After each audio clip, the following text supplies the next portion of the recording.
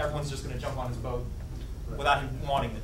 Yeah, so you said that one of the most striking points of this to you was the degree of unity that residents had on some issues. Was there anything in your survey that would indicate to you that people know they have that unity, or do you think they would be surprised to learn that? You know, that's a very good question, and I don't know. I know I was, and most of us were kind of gratified by it. I don't know. You know, it's unique, but I'm pleasantly surprised. How about that?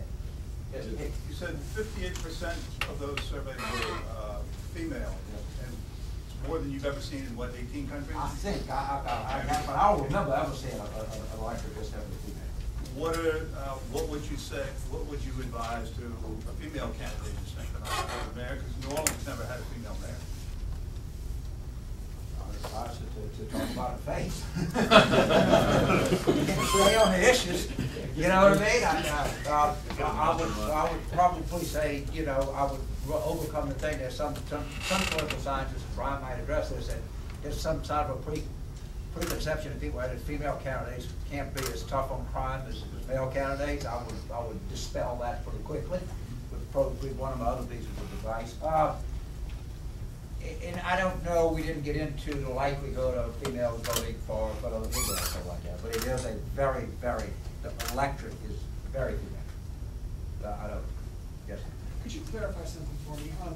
These, in questions 10 and 13, you have A, negative disapproval rating of 64%, approval of 27. Then you go into the one. Those are personal. Yeah, okay, right. But after 7 years in office, man sort of becomes inextricably linked with what he's done with the job. I'm just trying to figure out how. I would say the approval is more. Look, for a long time, in collapse government, Bush had higher personal ratings than approval ratings. For a while, Clinton would have very high approval ratings, lower personal ratings. Okay, like at the height of Zelensky, 70% of people approved of the job he was doing for president.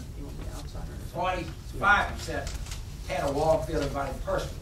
Bush, for a while, in the collapse of it, had people kind of liked him personally but thought he was doing a bad job. That's what you come with. But here at the end, they tend to mesh together. Yeah, that's what I'm going to problem because there's quite a gulf here between the 2764 and the 37% who actually.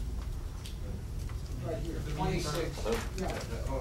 That's a third. That's a mean score. Yeah. You have to do the warm coup. Okay, his warm coup, his total warm coup is 2656, which is not terribly different from 2764. This is more of a job rating. Right. The approve, disapprove, the way to do the job is doing the other indication of how to do it personally. At the end of your term, they tend to collapse on you. Anybody else? Oh, yes. Not long ago, a number of evangelical pastors around the country deliberately endorsed a campaign to challenge the IRS ruling that churches can't endorse a candidate. Can you comment on how that might affect things here? I don't know if definitely the churches have them. I'm not an IRS person, and it's not I don't know. I think what's important, and I'm sure that the people here represent the churches, if the candidates want to come in and talk to their congregation about what's important to them, you know what I mean? It's a good place to talk to people. But I don't know what the laws are, you know, etc. In spite of what the poll shows about Mitch Landrieu, and that's the only one that you named in the poll for obvious reasons. Yeah, and if you look at the console. What can other potential candidates for mayor find in this poll that would encourage them to want to run? Well, if people really, I think if anybody, if I were somebody and wanted to, young person in this city, had a political background, had something, I would find all kinds of things. If people are really looking for kind of leadership, that I could go out, I could take this and, I would sort of conduct more poll about me and take office, but this information is available to every candidate, to every political consultant, to everybody that wants, anybody that wants to use it. and I'd say that I have a chance to run at a time when people are really going to pay attention to me. Usually you run for office, and what are you running for again? Or what are you talking about? You know, people don't know. I mean, here, everybody is listening and listening closely. So if I were telling somebody, say, look, you know what, if you get out there, if you get around the city, you raise some money and you have something to say, you're going to get hurt. And that's not the norm in this business. You know, if you decide that you want to run for the Public Service Commission. So you say, hey, he's running for the Public Service Commission. What is that? What do you do? Who are you? Or you want to run it? You say, I'm running for mayor. People will go, yes? And so let me tell you what I want to do as mayor. I see a city that we got 7 universities, we got 2 medical schools, we're rebuilding ourselves, we got a great infrastructure here. I think we have a united city. I think it's just, you know, all the potential. We got to deal with crime. We've done that before. This is what I'm going to do. I'm going to have a police chief. We're going to go to community policing. I think that I'll done before. You know what people do here? Tell me some more about it. You got to engage any candidate, anybody here.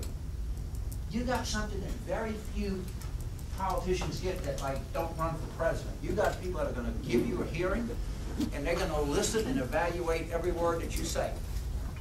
And they're ready to vote for you based on, as Martin Luther King would say, the content of your character as opposed to your color of your skin. And that's what I would say to any candidate. You want to run, you can get hurt. I can tell you that you can win, but I can tell you that people will listen to you. They want to go, yeah. All right. You have found a lot of unity and a lot of engagement in this city. So why have we had so many failed leaders in the past? You know, as Dan Quayle once famously said, and I completely agree with this statement, the past is behind us and the future's ahead of us.